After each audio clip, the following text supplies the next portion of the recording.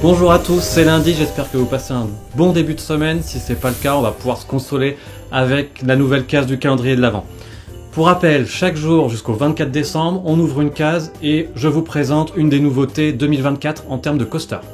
On se dirige aujourd'hui dans le sud des États-Unis, plus précisément dans la banlieue d'Atlanta où se trouve le parc Six Flags Over Georgia.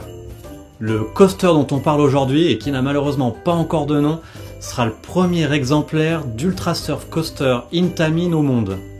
C'est donc encore un prototype, il y en a décidément beaucoup en 2024, et l'Ultra Surf Coaster, on peut voir ça comme un mélange entre le Power Splash de chez Mack, donc par exemple Pulsar à Walibi Belgium, et un Halfpipe Intamin, comme par exemple à Nickelodeon Universe.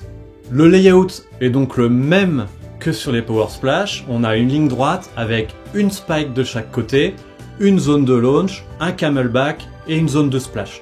La vitesse maximum est d'environ 95 km/h, donc c'est très similaire à Pulsar. Donc maintenant, quelles sont les différences avec le Power Splash? Parce qu'il y en a.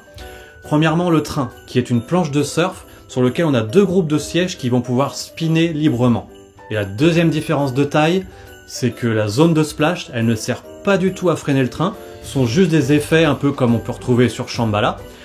Et donc on n'a pas cette usine à gaz comme sur Pulsar. Et enfin, la dernière différence, c'est qu'on peut s'attendre à avoir 3 moments d'airtime d'après ce qu'Intamin nous dit. Donc plus que sur le modèle Power Splash, et surtout des airtimes qui vont jusqu'à moins 1 G, donc quelque chose d'assez sympathique. Ce qui est intéressant aussi de noter sur ce projet, c'est que c'est le premier Intamin qui est acquis par le groupe Six Flags depuis 2011, donc depuis plus de 10 ans. Donc ça fait plaisir de voir le groupe renouer avec le constructeur, et on espère voir d'autres modèles arriver prochainement. Et également à noter, c'est que ce sera le premier launch coaster de Six Flags Over Georgia. Et donc maintenant, le coaster va prendre la place d'un vieux flume ride qui était fermé depuis de nombreuses années et dont la zone avait été laissée complètement à l'abandon. Alors, en termes de théma, aujourd'hui on n'a pas d'informations particulières.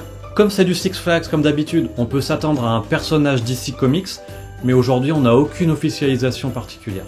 Tout ce qu'on peut souhaiter maintenant pour ce coaster, c'est qu'il ouvre un peu plus tôt que la nouveauté 2023, qui était prévu à la base pour l'été et qui a ouvert début novembre.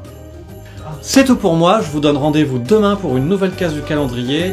À demain!